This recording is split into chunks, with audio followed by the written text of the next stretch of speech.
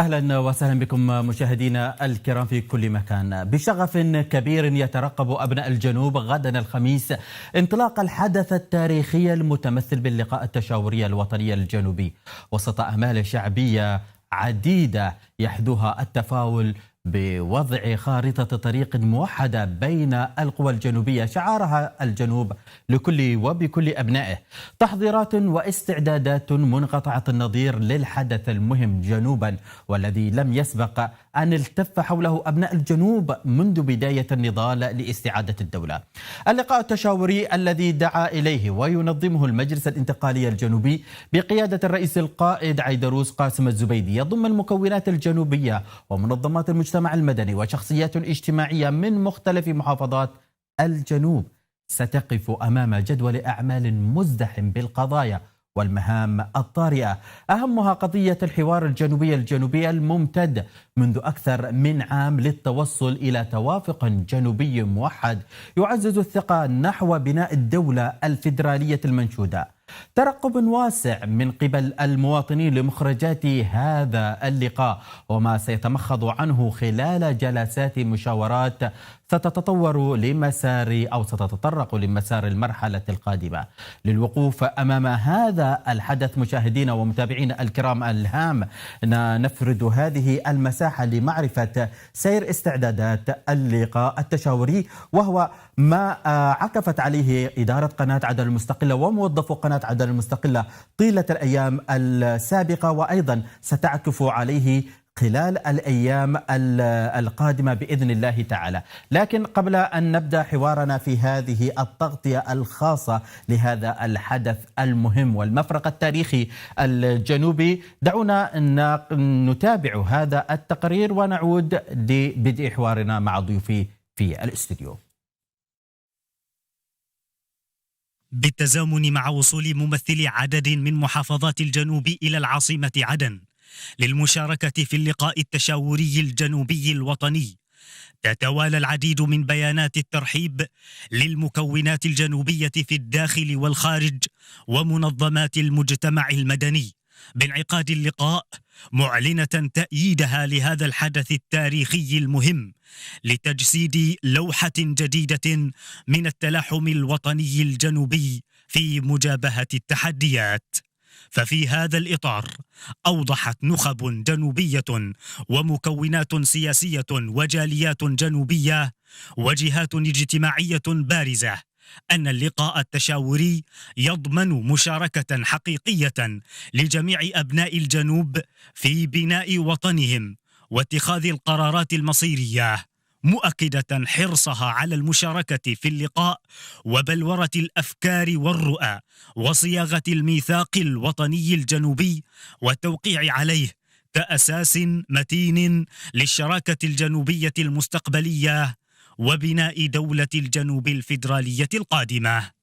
النخب الجنوبية والمكونات السياسية ثمنت في بيانات ترحيبها بانعقاد اللقاء التشاوري الجهود الكبيرة التي يبذلها المجلس الانتقالي الجنوبي بقيادة الرئيس القائد عيدروس الزبيدي لتوحيد الصف الجنوبي، لا سيما في المرحلة الراهنة، مؤكدة أن لغة الحوار تعكس إرادة شعب الجنوب في تحقيق حقه باستعادة أرضه وثرواته.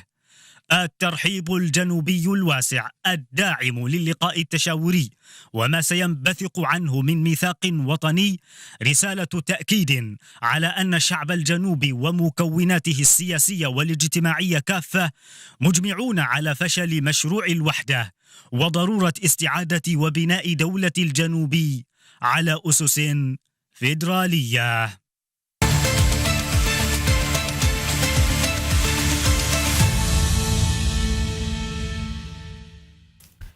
إذا عدنا لكم مشاهدينا الكرام في كل مكان في هذه التغطية الخاصة التي سنغطي فيها الحدث الأهم والأبرز بالنسبة لنا كجنوبيين اليوم، الجنوب يدخل مفرق طرق تاريخية جديدة نحاول منها بناء الدولة الجنوبية والأسس والمبادئ الأساسية لهذه الدولة الجنوبية الفيدرالية التي ينشدها جميع أبناء الجنوب، ونحن منهم اليوم نحن نتطلع لمخرجات هذا اللقاء التشاوري لما له من أهمية في تاريخ نضالنا الشعبي الطويل الممتد على مدار سنوات طويلة ضد نظام صنعاء. اليوم قد يكون الجنوبيين، ومثل ما تحدثت في مقدمة هذه التغطية، أول مرة يجتمعوا على طاولة واحدة من أجل الخروج برؤى موحدة في طريق نضالنا لاستعادة الدولة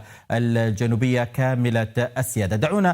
دعوني أن أستضيف هنا في الاستوديو معي الأستاذ محمد أحمد الفاطمي، مدير عام مديرية بيحان. أهلا وسهلا بك أستاذ محمد معنا في هذه التغطية. ومثل ما تحدثت نحن داخلين على مفرق طرق وحدث تاريخي سيسجل التاريخ هذا الحدث بأحرف من نور. هناك إجماع شعبي أستاذ محمد على أهمية اللقاء التشاوري. ما هي الأهمية في إنجاح بالتحديد هذا اللقاء التشاوري؟ بسم الله الرحمن الرحيم. أولا شكرا للأخوة في قناة عدن المستقلة على الاستضافة، وتأتي هذه الاستضافة والجنوب يشهد أفضل خطوة وصل إليها، وهو اللقاء التشاوري بين مختلف المكونات السياسية والشعبية والجماهيرية والمنظمات الجماهيرية بشكل عام، وهذه هي من أبرز الأشياء. ويأتي هذا الجهد الكبير وبقيات المجلس الانتقالي برئاسة الأخ القائد عيدروس قاسم الزبيدي، والذي وصلت هذه ثمار هذه النزولات الميدانية لكل مديرية وكل محافظة اليوم إلى أن جلس أبناء الجنوب وعرفوا الحقيقة أنه لا خير في أبناء الجنوب ما لم يتحدوا على طاولة واحدة. صحيح. وهذا ما ينتظرها المواطن العادي يوم غد الخميس 4 مايو بإذن الله تعالى، وهذه هي تعتبر أفضل طريق. فأنا أقول أن بهذا اللقاء التشاوري يوم الخميس أنا أقول حقيقة أن أبناء الجنوب تجاوزوا مفترق الطرق واختاروا الطريق الصحيحة، تجاوزوا المفترق الطرق واختاروا الطريق الصحيحة، وهو طريق الحوار التشاور يوم غدا، والذي يعلق عليه آمال كبيرة إلى رسم الخطوط والسياسة العريضة لاستعادة دولة الجنوب على حدودها ما قبل عام 90. نعم. أنتم في بيحان بكل تأكيد نزلت لكم لجنة اللقاء لجنة الحوار الجنوبي وجلستم معها، وهناك الكثير من الآراء التي طرحت في اجتماعكم مع هذه اللجنة. تقبل الآراء والتوافقات التي وجدت في هذا اللقاء، أهميتها وانعكاسها على اللقاء التشاوري اليوم. الحقيقة اللقاء التشاوري هو ناتج عن هذه الزيارات، وزارونا إلى محافظة شبوة بشكل عام، وزاروا مديريات محافظة شبوة بشكل خاص مديرية، وكان لنا في مديرية بيحان النصيب الأكبر من الزيارة برئاسة الدكتور المخضرم صالح محسن الحاج، والذي كان فعلا ربان سفينة هذا النقاش وهذه التشاورات. وتمت التشاورات مع مختلف الشرائح الاجتماعية والسياسية المنظمات المجتمع المدني، وكانت في قاعات مفتوحة لم تحدد من يحضر من لا يحضر. كانت هذه اللقاءات في مختلف المديريات مفتوحة، وتم الاستماع وتم تقديم أوراق ومداخلات لجنة الحوار التي نزلت إلى المديريات برئاسة الدكتور صالح محسن الحاج. وفعلا كانوا ونعم الفريق، استمعوا إلى كثير من الآراء وأخذوا آراء الناس، وكانت كل ما يهمنا في هذا الجانب أن اللقاء كان مفتوح للكل وليس مختصر على مكون واحد. تقبل النقاشات يعني النقاط التي طرحت من المتواجدين في هذا اللقاء. يعني اليوم نحن نتحدث عن لقاء تشاوري كانت محوره هذه النقاط وهذه النقاشات اليوم التي طرحت في هذه اللقاءات. كيف كان تقبل اللجنة لهذه النقاط والنقاشات؟ طرحت كثير من الملاحظات على لجنة الحوار الجنوبي، وكان من أبرزها حتى من المواطنين العاديين ذات الثقافة المحدودة. نعم. وهو أن يحثوا هذه اللجنة إلى إبلاغ القيادة السياسية ممثلة بالمجلس الانتقالي برئاسة الأخ قاسم عيدروس الزبيدي أن يحث وأن يسرع في لملمة أبناء الجنوب الذين لا زالوا في الشتات ولهم آراء مختلفة. لا اختلاف على الهدف كل المكونات الجنوبية متفقة على استعادة دولة الجنوب، ولكن كانت كل كيان يريد أن يحققها بطريقته أو أن يكون الامتياز له في التحقيق.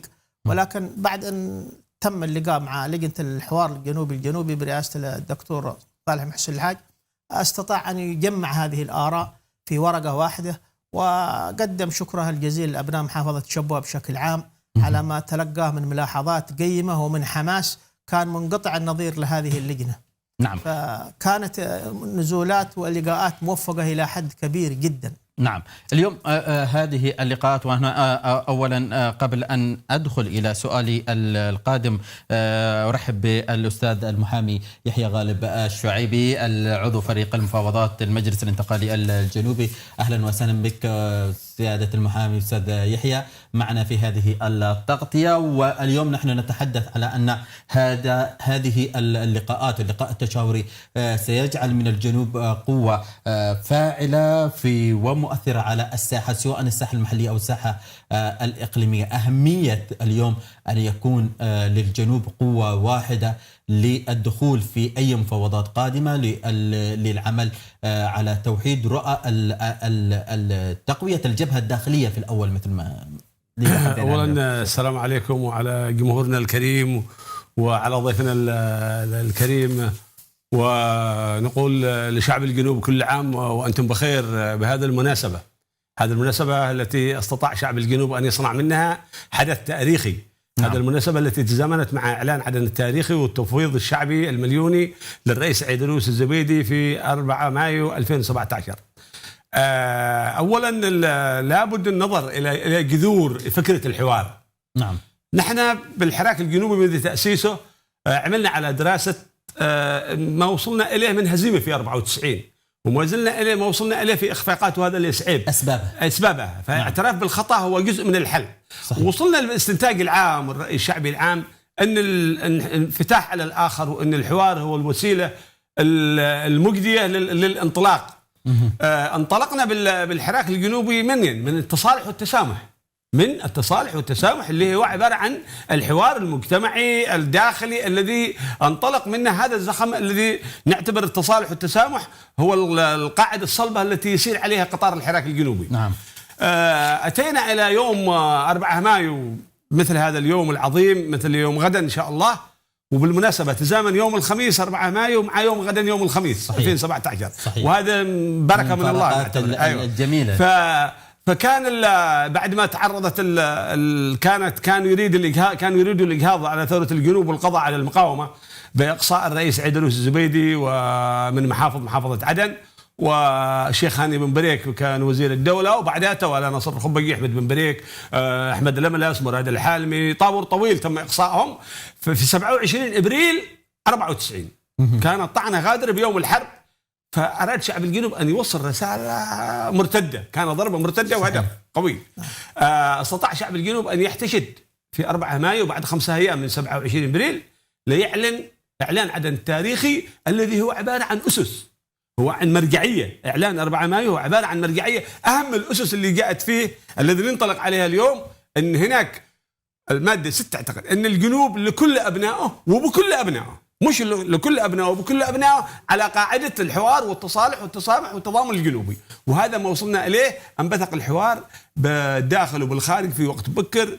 كانت هناك ممهدات الحوار برئاسة الدكتور ناصر الخبقي لجنة، ثم برئاسة أحمد بن بريك، ثم جاءت اللجنة التي نهضت بالعمل هذا برئاسة الأستاذ أحمد عمر بن فريد بالخارج والدكتور صالح محسن بالداخل. فأبلوا بلاء حسنا، نتوجه لهم بالشكر والتقدير على ما صنعوه وعلى جهودهم بالداخل والخارج. وكان جهد الداخل صراحة جهد مضني وجهد متعب، ولكن كما استمعت من أخي الكريم عن محافظة شبوة فقد كانوا نزلوا إلى كل المحافظات. صحيح. بذلوا جهد. لذلك فإننا من حقنا في الجنوب اليوم أن نعتبر 4 مايو يوم وطني. صحيح. إنه يوم وطني ونفخر بهذا اليوم. الجديد بالموضوع أن الناس الآن تتساءل، الشعب يريد يحضر. برغم أن الموضوع هو حوار مخاف، بس لاحظ هذا الشعب التواق لو يستلم الان هذه اللحظه رساله انه بكره يملى عدن سيملى عدن. هذا الشعب لو يستلم اتصال من الرئيس عيدروس او من المجلس الانتقالي سيكون لهم تواجد سيكون تواجد غير مسبوق.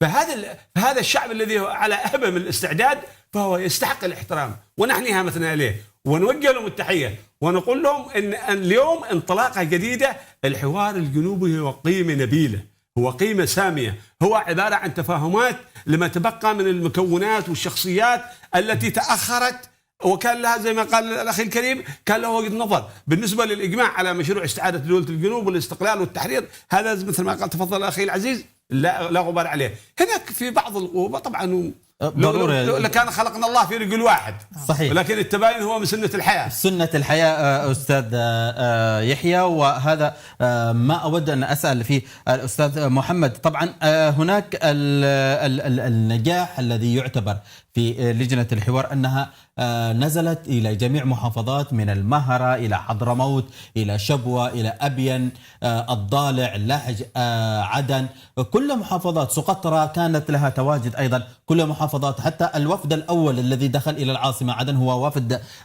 سقطرى والمهرة، وهذا دليل واضح على أن اللجنة هذه ذهبت إلى أقصى إلى أبعد نقطة في الجنوب. لكن يعني هناك العديد من القوى التي تضع نفسها في زاوية الإقصاء والحرمان. كيف برأيك سيتم احتوائها من خلال هذا اللقاء؟ بالنسبة أنا أعتبر أنها بعد نزول اللجان إلى كل مديرية وكانت اللقاءات مفتوحة بعكس ما كان يروج لها الإعلام المعادي نعم. لقضيتنا، وكانت صالات مفتوحة اتسعت الجميع. نعم. فأنا أعتقد أنه بعد هذا اليوم أنه لا يوجد هناك أي انزواء أو أي مواقف، وأن وجد فهي حالات نادرة وهي في طريقها إلى العودة. ولكن الكم الأكبر والكم الهائل يوم غدا بإذن الله تعالى ستجدهم هم المناقشون وستجدهم في الصفوف الأولى، وهذا الشيء المبشر عندما اقتنع أبناء الجنوب بأن الحوار هو اللغة السامية للجمع. جربت الناس الخلاف بالسلاح، جربت الناس، ولكن في الأخير استغل السلاح واستغل خلاف أبناء الجنوب أعداء الجنوب، والذي ظلوا يعزفون عليه حتى يومنا هذا. هناك تلاحظ أنت بعض القنوات المعادية لنا ماذا مصلحتهم في نبش جروح الماضي سواء كان في الشمال أو في الجنوب، ولكن مركزين سمومهم علينا في الجنوب على خلافات سابقة. ولهذا أنا أعتبر أن قاعدة التسامح والتصالح التي أتت من جمعية ردفان وتبناها كل أبناء الجنوب صحيح. بنوا على هذه القاعدة ما وصلنا إليها اليوم، الوصول إلى اللقاء التشاوري الواسع لأبناء الجنوب، وهذا أنا أعتبره هو أكبر منجز. وكما قلت لك في بداية حديثي أن الجنوب اليوم ليس في مفرق طرق، بل أنها اختارت الطريق الصح وهو توحيد الصف. توحيد الكلمة والصف هي توحيد بعدها القوات المسلحة الموجودة معنا والجهات الأمنية، رغم أن هناك لا زال بعض من ينفث في بعض السمومة في الجنوب، ولكن هي هات أن المسألة انتهت، والمسألة هي وقت طالما أبناء الجنوب اتحدوا واتفقوا على يوم 4 مايو أنه يوم تصالح وتسامح من جديد وتجديد تجديد التصالح والتسامح. نعم. نعتبر هذا كما قال الأخ المحامي أستاذي غالب يحيى غالب أن هذا نعتبره يوم وطني لأبناء الجنوب بشكل عام. نعم، هو طبعا التصالح والتسامح هي قاعدة أسست إذا كانت عندما كانت القاعدة والأساس متين وقوي وصادق نحن وصلنا اليوم إلى ما وصلنا إليه. طبعا الرئيس القائد عيدروس قاسم الزبيدي أستاذ يحيى كان ولا زال يحرص على وحدة الصف الجنوبي، وأيضا في إطار شراكة حقيقية بين جميع المكونات الجنوبية. هدف أسماء طرحه الرئيس القائد عيدروس قاسم الزبيدي ليس منذ توليه دفة القضية الجنوبية في عام 2017 بإعلان عدن التاريخي، ولكن ما قبل ذلك. أهمية اليوم أن يكون معنا قائد يؤمن بحق الشراكة بين جميع المكونات في اللحظة. شوف، هذا الموضوع هو المهم والذي أنا دائما أتطرق له في كتاباتي، الحفاظ على تراتبية التاريخ. صحيح. تراتبية التاريخ يجب أن تحافظ عليه ويجب أن تحترم. اختزال التاريخ والقفز على محطات سياسية. لماذا هذا التماسك الشعبي؟ لماذا هذا التماسك الشعبي الجنوبي برغم الضربات الموجعة، برغم التآمر، برغم كل شيء، قطع الخدمات، قطع كل هذا التراتب، لأنك أجيت من أرضية صلبة. لأن المقاومة الجنوبية اللي تأسست عام 98 في الداخل برئاسة القائد عيدروس الزبيدي، حركة تحرير المصير حتم، تناسلت. يعني كانت هي بذور المقاومة المسلحة، وكان حولها حاضن شعبي سياسي واعي. صحيح. كنا حول المقاومة، وهذا فخر لنا كسياسيين وشباب وقانونيين. توسعت رقعة المقاومة، توسعت رقعة الرفض من يوم 7/7/94. شعب الجنوب لم يحط السلاح. اعترفنا بالهزيمة صح، وهذا صح. لما اعترفنا بالهزيمة في 94 ولدنا النصر في حينها. لما اعترفنا بالهزيمة في 94 أقلنا أنه لابد أن يأتي اليوم، ولابد لليل أن ينقلي. فكان عيدروس الزبيدي يعني على قمة هرم المواجع، على قمة هرم المعاناة، على قمة هرم أزيز الدبابات والمدافع لفوق رأسه ورأس منطقته والضالع وردفان ويافع وحضرموت وكل شيء. هذا الشاب انطلق نحو قناعة ثابتة بوعي وليس بدون وعي. صحيح. الإنسان عندما يتجرد، عندما ينسى ذاته، عندما ينسى نفسه، عندما يفكر بالآخرين هو ينتصر. عندما يفكر أنا بنفسي سأهزم. عيدروس لم يفكر بنفسه، لم يفكر بذاته. وهذا السمات التي لماذا الناس تحترم عيدروس؟ ماذا يعطينا؟ يأكلنا عسل يوميا ولا ذهب؟ ايش يعطيك انت؟ يعطينا مثلا لو جينا على هذا. الناس عندهم اولا شعب واعي عنده قضيه، وجد في هذا الشخص مجمل القيم النبيله التي يدافع عنها. طبعا هو فرد، هو واحد من مجموعه، ولكن برضو ايضا حوله قياده بالمجلس الانتقالي، حوله قاده بالمحافظات، حوله ناس، حوله مستشارين، حوله اهميه وجود عيدروس الزبيدي. نحن لا نطبل للدكتاتور، نحن نطبل لرفيق نضال. هذا عيدروس هو رفيقنا المناضل الذي نحن نستظل تحت مظله رعايته الان ورعايه المجلس الانتقالي. ثانيا اريد ان انبه، هذا اسمه اللقاء التشاوري الاول، والحوار سيستمر. الحوار سيستمر. هناك مثلا أنا تطرقت في حلقة سابقة حول الحوار الجنوبي كان نعم. هناك بعد سنة سنتين ستخلق قوة جديدة بحاجة للحوار. ستخلق قوة شابة جديدة من أعمار 18 إلى 20 سنة بحاجة إلى الحوار. فالحوار مستمر. فأنا أطمن الأخوة حتى الذين لم يحضروا، لا نقول هناك قوة تأخرت، ما حد تأخر. الشعب الإرادة لو جيت على النسبة الكاملة، الإرادة الشعبية تتحصل ان هذا الاجماع الذي يوصل الى 90% بالعمل السياسي كبير جدا، كبير صحيح. جدا. من هناك من يرى انه مش وقته برضه نحترمه، سناتي له، سنذهب اليه. وهذا ما قاله الرئيس عيدروس الذي لم ياتي الينا سنذهب اليه. ففريق الحوار الجنوبي الذي ذهب الى اقصى وابعد من المحيط من محيط سقطرى الى المهرة الى الضالع الى هو تطبيق لكلام الرئيس عيدروس، ذهبوا إليهم. فلهذا نحن لا نقول الآن نركز الذي ما جاءوا، منهم اللي ما جاءوا، بالعكس الكل أتى كمكونات كشخصية. وبرضه حتى الذي لم يأتي هو حاضر، الذي لم يأتي في هذا اللقاء التشاوري هو حاضر، واللقاء التشاوري مستمر، وهو حوار أصلا، هو حوار أصلا. لهذا التساؤل يعني هل نحن سنصل إلى قاعدة أو إلى نجاح هذا اللقاء التشاوري والوصول إلى صياغة ميثاق وطني يتفق عليه جميع المكونات اليوم؟ هل نحن أنت تتوقع أن نصل إلى هذا؟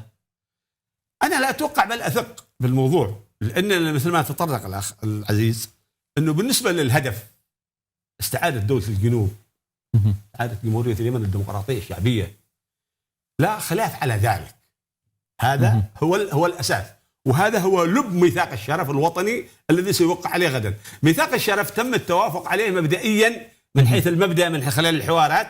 هذا المبدأ متفق عليه. الباقي التفاصيل الإجرائية سيجلس المندوبين والحضور 3 أيام متتالية للنقاش، للرؤى، لتبادل الأفكار، للإيضاح الفكر التي لم توصل الفكرة.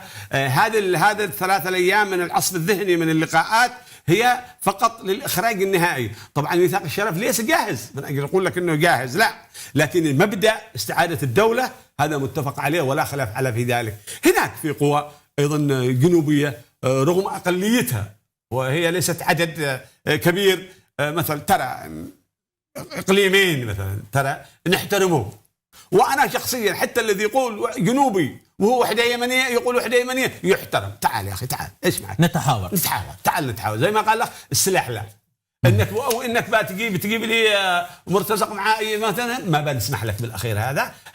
هذا المرونه التي بديها المجلس الانتقالي الجنوبي هي ليست ضعف على ابناء الجنوب وشعب الجنوب، ان يعرفوا ان هذه المرونه وانحناء الراس لاخواننا ليست ضعف وانما هي قوه. صحيح. والكثير سيتحدث، يعني الكثير حتى يمكن من العامة من المجتمع يتحدث أن المجلس الانتقالي وصل لمرحلة سياسية تغنيه عن الدخول في مثل هكذا حوارات وهكذا متاهات. ولكن اليوم نحن صدق القيادة السياسية في الجنوب أستاذ محمد توصلنا إلى ضرورة وجود التوافق الجنوبي وعدم استئثارها أن تكون هي من تقود المرحلة. هناك تحاور واتفاقات هي من ستؤدي إلى من يقود المرحلة.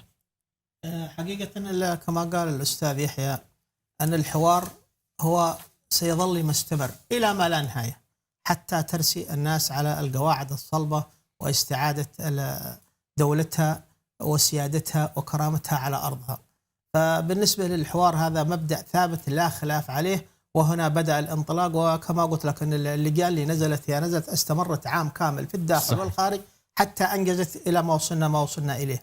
وفعلا كما قال الأخ يحيى أن كان 94 هي طعنة من الداخل واستفدنا من أخطائها، وكان الاعتراف بالهزيمة، لكن بالنسبة لنا كانت العزيمة أن الهزيمة إلا أن المعركة كانت لدى شعب الجنوب لا زالت قائمة ومفتوحة، وفعلا هذا ما تحقق. وصلت أول كان بالحوار ثم بالمقاومة توسعت إلى أن وصلت إلى ما وصلت إليه.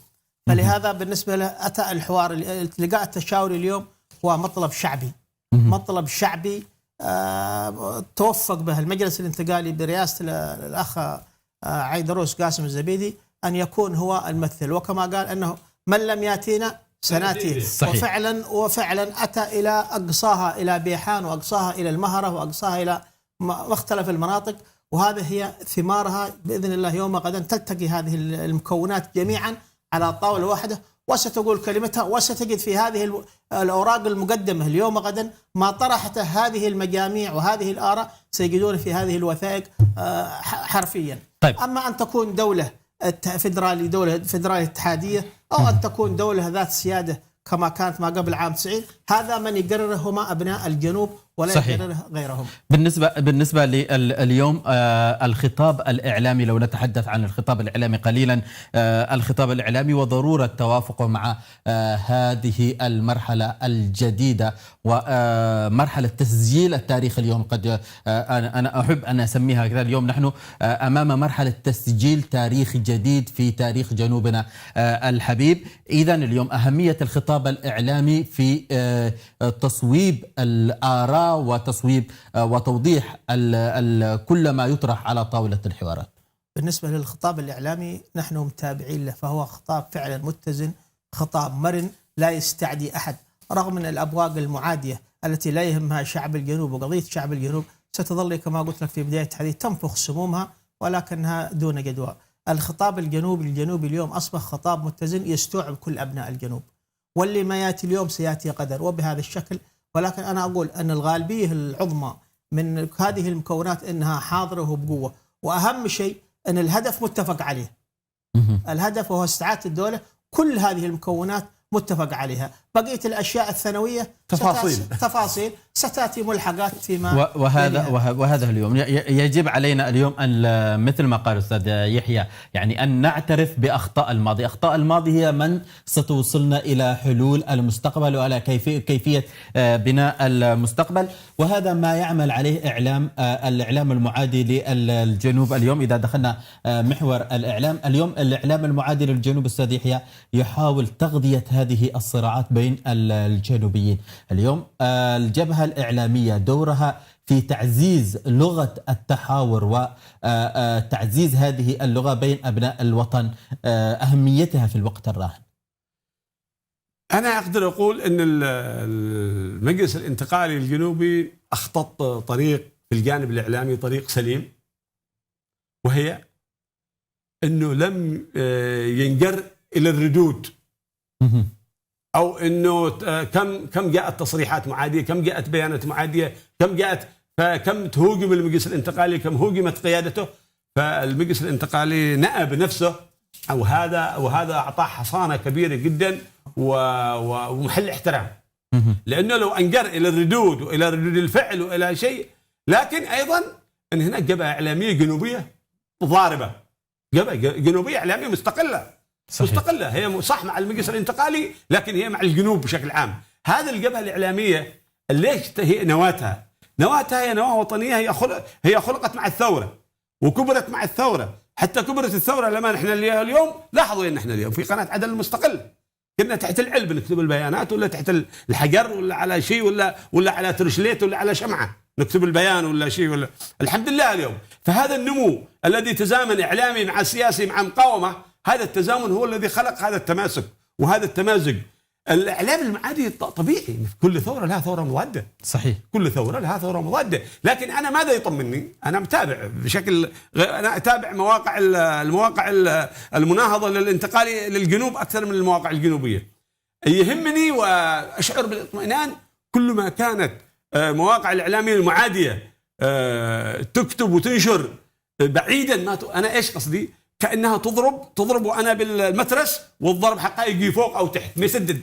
فلاحظت أمس واحد يعتبر نفسه أنه قدوا البروفيسور من واحد شمالي في هارب مدري وين في أوروبا، كتب قال أن المؤتمر الذي سينعقد للانفصاليين، قلت أنا شليت سحبت عملت خطين، ما دام هذا الغبي يقول ان احنا بنعقد مؤتمر فالامور بخير، يعني مش داري حتى نحن ايش بنعقد بكره. صحيح. شوف انه لقاء تشاوري حوار عادي. صحيح. قال المؤتمر يعني عندهم فكره، يعني ايش المهم انه مش عارفين حتى التسميه الحقيقيه وحتى ماذا يدور وماذا سينتج عنه.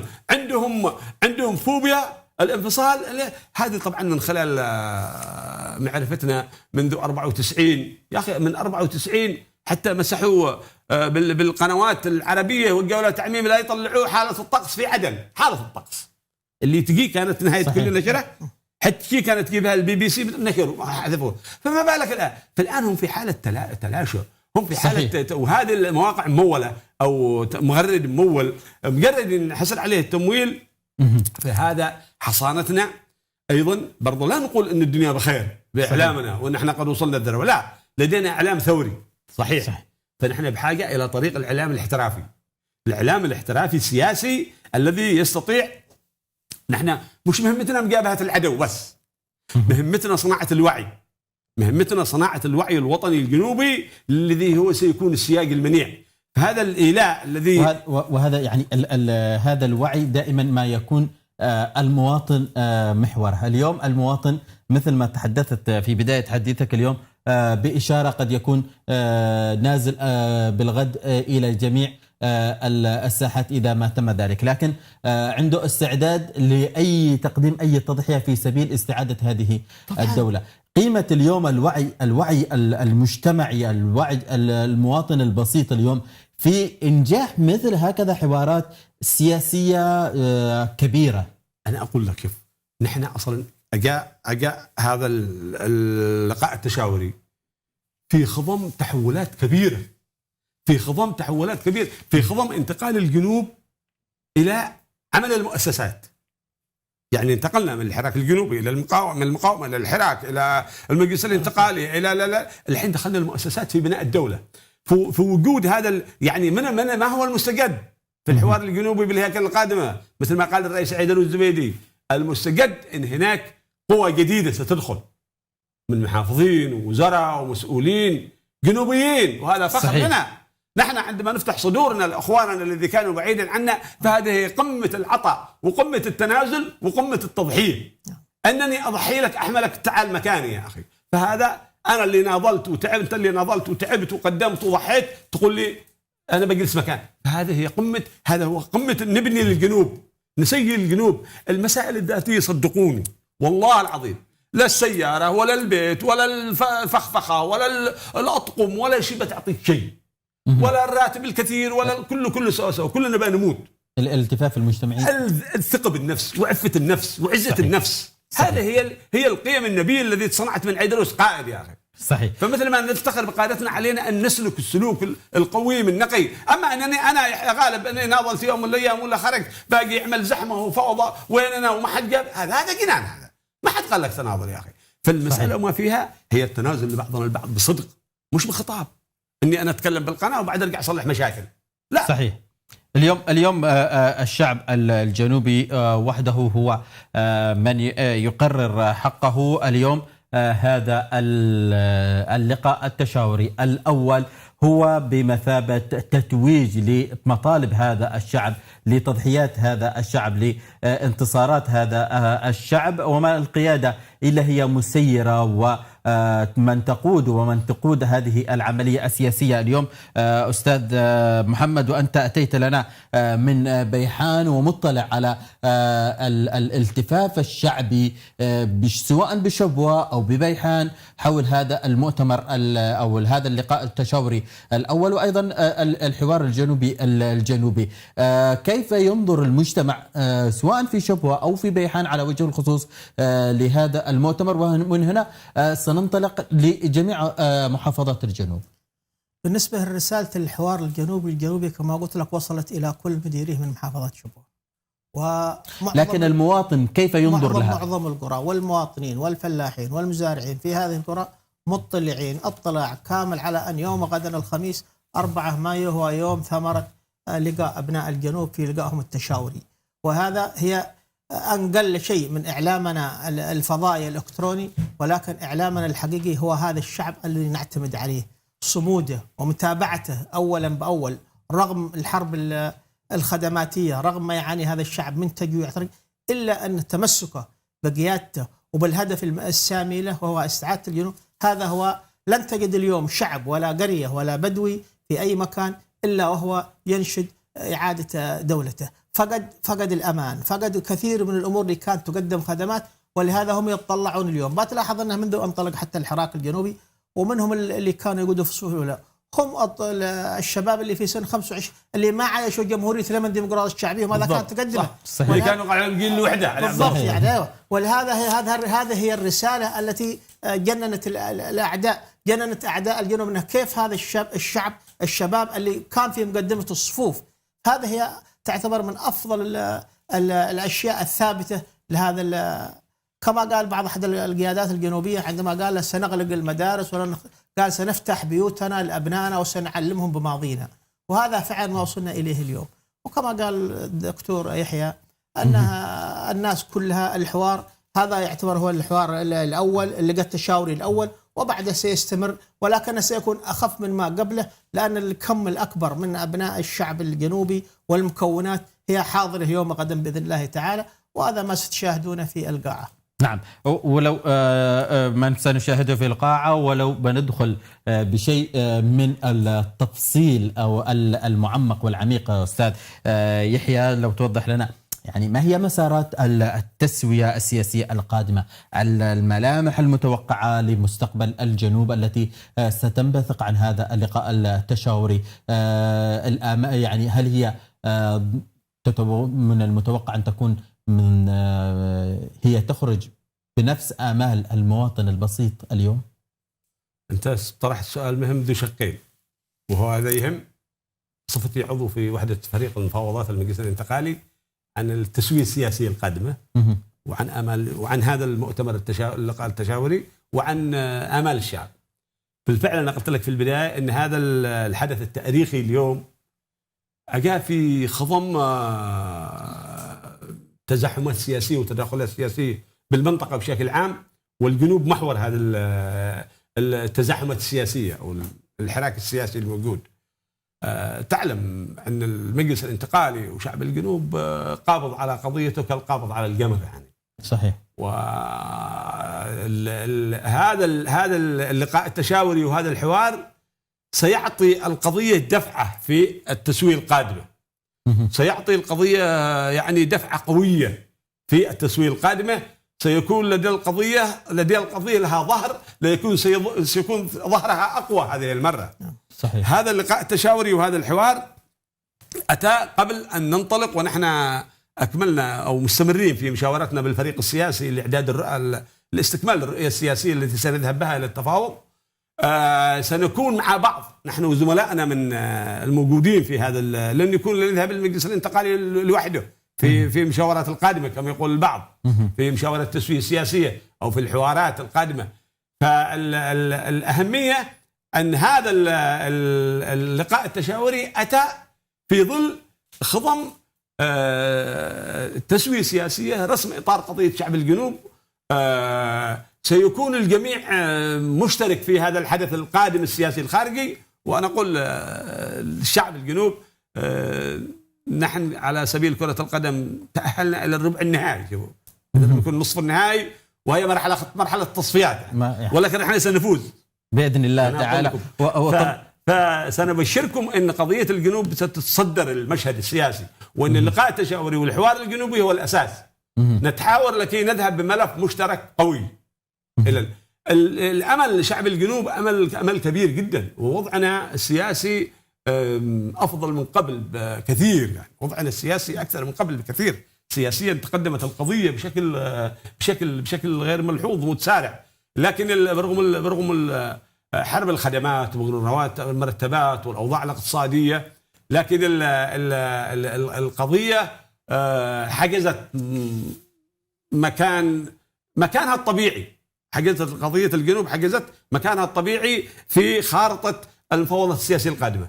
نعم، وأيضا سنتطرق وسندخل إلى هذا الموضوع بشكل أكبر، وتأثيره على عملية المفاوضات ما بعد اللقاء التشاوري وتأثيره على هذه المفاوضات التي تجرى بدعم أممي كبير. لكن مشاهدينا، هناك قناة وكاميرا العدن المستقلة نزلت إلى الشارع الجنوبي لتعرف مدى ترقبه وترحيبه لهذا اللقاء التشاوري وهذا الحوار الجنوبي.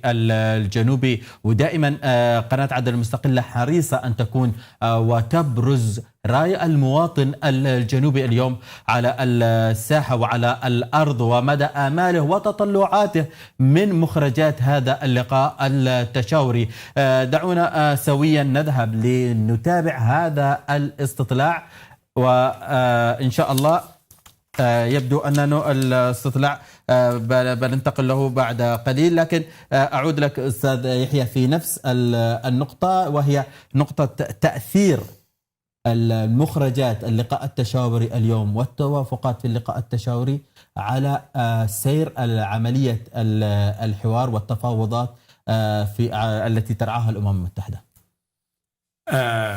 مثل ما قلت لك أنه برضو حتى فريق الحوار الجنوبي الداخلي عقد معنا لقاءات نحن في فريق التفاوض من المجلس الانتقالي، وناقشنا ملفات، وناقش وطرح علينا ما تطرحه بعض القوى الذي تحاوروا معها، انه كيف بالنسبه للملف السياسي والتفاوضي ما هي الاسس التي سيقام عليها اسس التفاوض، اسس المشاركه فيه، المبادئ والتي ستطرح. فهناك ايضا قضيه التفاوض حاضره داخل الحوار، حاضره داخل اللقاء التشاوري. هذا قضيه التفاوض في قضيه الجنوب لانها قضيه شعب، هي ليست قضيه الانتقالي هو ممثل هذا الشعب، لكن هناك مكونات الله اعلم هل ستكون مثلا الدمج او ستكون الشراكه او التنسيق او مهما كانت طرق الاتفاق داخل اللقاء التشاوري، لكنها تصب في مصب واحد وهو على الهدف، وايضا تخاطب بمفردات المرحله نعم. السياسيه القادمه لن تكون غائبه.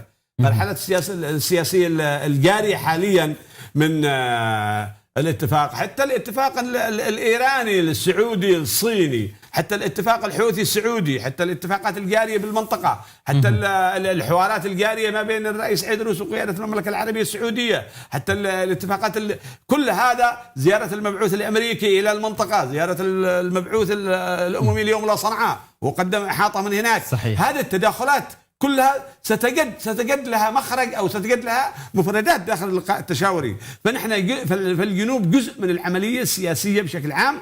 ثانيا أن عاصفة الحزم التي قيادة المملكة العربية السعودية والإمارات العربية المتحدة التي شارك بها شعب الجنوب بفاعلية هي التي أوصلتنا اليوم إلى هذا الموضوع. فدعم التحالف العربي للجنوب وللمجلس الانتقالي بالذات هو الذي وصلنا اليوم إلى هذا اللقاء التشاوري. نحن لا ننسى ذلك ولا يجب أن يغفل ذلك. فعندما تتحدث أنت على الأسس ستصل إلى النتيجة.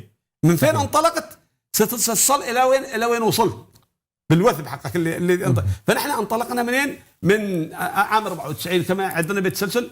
فثمرة مشاركة الجنوب وتضحياته وشهدائنا وجرحانا ومعتقلينا ومعاناتنا التي تخضبت الارض بدمائهم، اليوم هذه هي ثمرتها. صحيح. وهذا ما يخوف اعداء الجنوب دائما استاذ يحيى. يهمنا تطمين شعبنا، خلي العدو لا يخاف ان شاء الله. العدو يعني يتخوف ويحاول ان يصدر صوره مغالطه عن ما يجري في الجنوب من توافقات سياسيه، من توافقات مجتمعيه.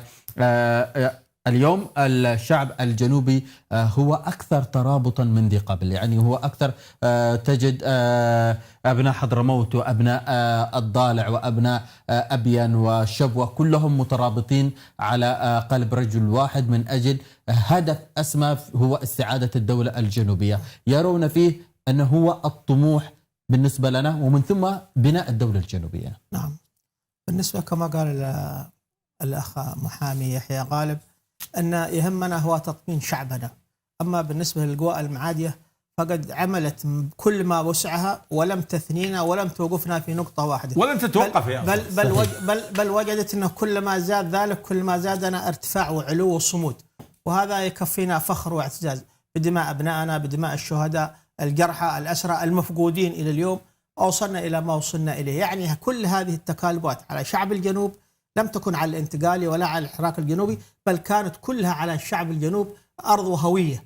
ولهذا كل ما كان محترفين وإمكانيات دولة تحارب هذا الشعب، بقي هذا الشعب أن يخلق القيادات قيادة تلو القيادة حتى وصلنا إلى مصر، والشعب ولاد بالقيادات، وستظل هذه القيادات هي من تقود هذه السفينة. ولهذا أنا أعتبر أن أعداء الجنوب عملوا كل ما بسعهم، ولكنهم لم يثنوا شعب الجنوب عن الوصول إلى هدفه الذي نشهده من أول يوم. نعم، هو هدف بالنسبة لأبناء الجنوب قاطبة باستعادة الدولة الجنوبية كاملة السيادة من المهرة إلى باب المندب. ناضلنا كثيرا في الساحات، لم يكن للعمل السياسي أو الدبلوماسي وجود في تلك المرحلة، ولكن اليوم ها نحن ندخل في متارس ودهاليز هذا العمل السياسي وهذا العمل الدبلوماسي، ونحقق نجاحات كبيرة على مستوى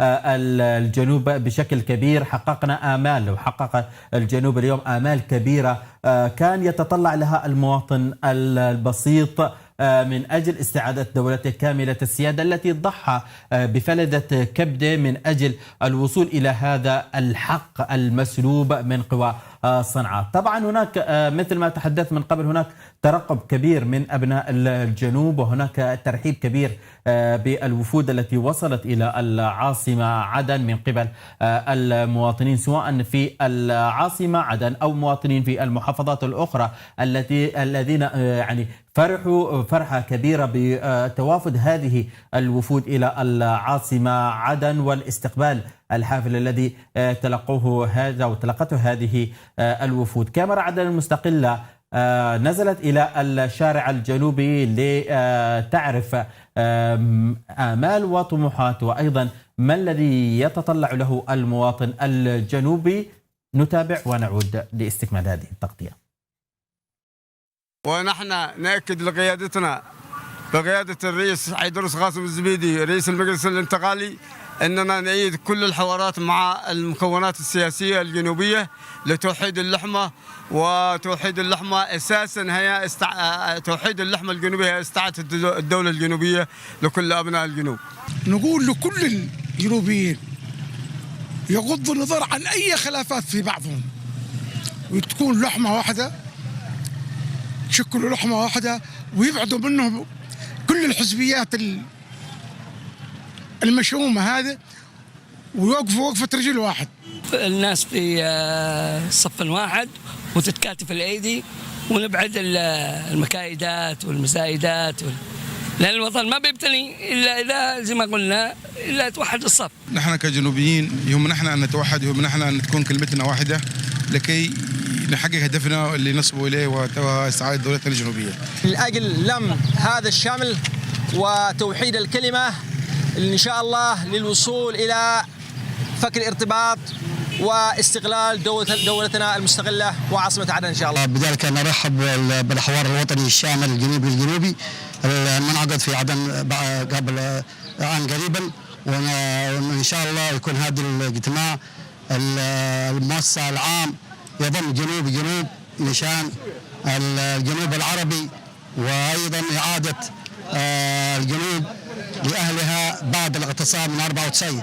الجنوبي هو يمثل طبعا قوة الصف ووحدة الصف، ويقوي الجبهة الداخلية أكيد في تضافر الجهود، في تماسكهم، في إنشاء وحدة جنوبية لتعزيز الصف الجنوبي. تلاحم جنوبي غير مسبوق، لأن الشعب الجنوبي طواق لأن تكون له قيادة موحدة، أن تكون في تقاربات بين النخب السياسية. بالنسبة للحوار سيكون الحوار شامل لأبناء المحافظات الجنوبية، وهذا يعني يعطي التلاحم بين أبناء الجنوب بشكل عام يعني، وهذا يخدم مصالح الوطن.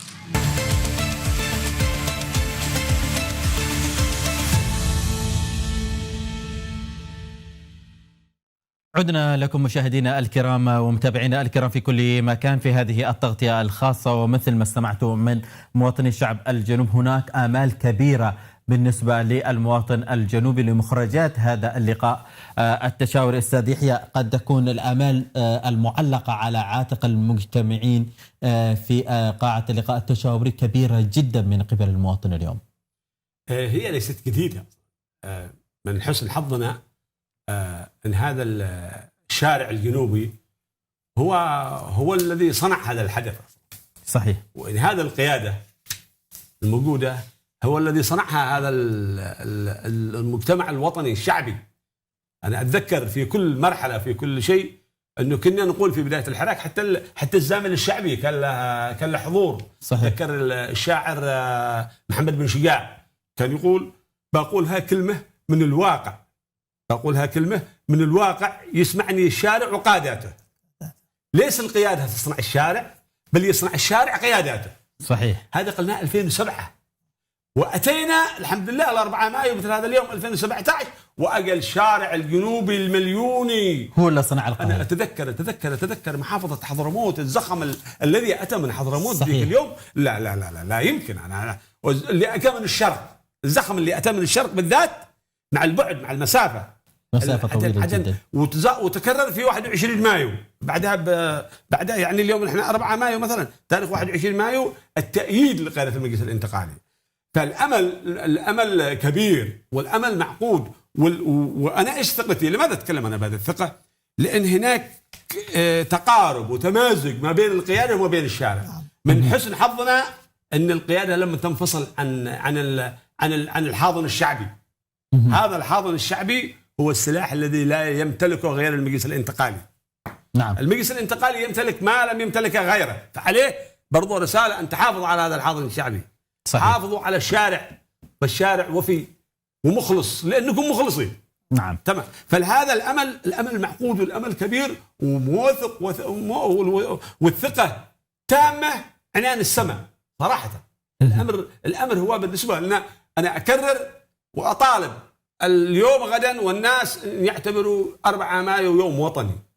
نحن لدينا أيام وطنية في ثورتنا الماضية، ولدينا أيام وطنية نفتخر فيها في الحراك الجنوبي، ولدينا يوم وطني جديد اللي هو 4 مايو. 4 مايو الذي سيسجله التاريخ بأحرف من نور. أستاذ محمد، يعني في ختام هذه الساعة الأولى من هذه التغطية المستمرة لقناة عدن المستقلة، رسالتك إلى شعب الجنوب اليوم بمناسبة هذا اللقاء.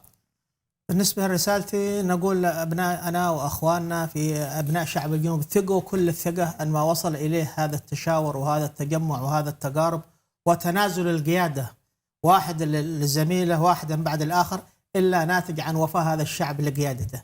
لم يأتي هذا التلاحم وهذا التشاور إلا عندما تنازل البعض وأنحنى لزميله وأنحنى من أجل قضية استعادة تلبية المطالب الشعب.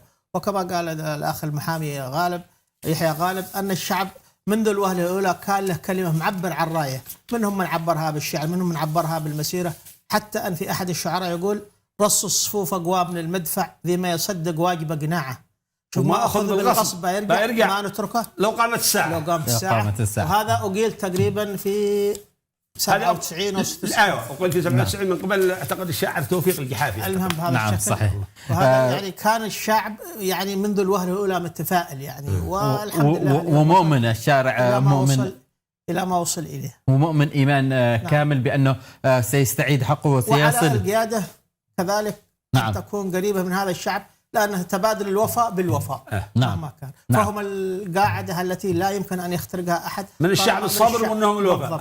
نعم هي قاعدة أساسية، وشعب صابر وصادق في الوصول إلى حقه في استعادة الدولة. كل الشكر لك أستاذ يحيى غالب الشعيبي عضو فريق المفاوضات المجلس الانتقالي الجنوبي، والأستاذ محمد أحمد الفاطمي مدير عام مديرية بيحان على تواجدكما معي هنا في استوديو تغطيتنا للقاء التشاوري الأول الذي سينعقد غدا بإذن الله. تغطيتنا في قناة عدن المستقلة التي كرست كل برامجها من أجل تغطية هذا الحدث التاريخي الهام والمفرقة الكبير بالنسبة لنضال الشعب الجنوبي من أجل الوصول لحق استعادة الدولة الجنوبية مستمرة دائما معكم. لكن فاصل قصير وأعود لاستكمال ساعة أخرى من هذه التغطية.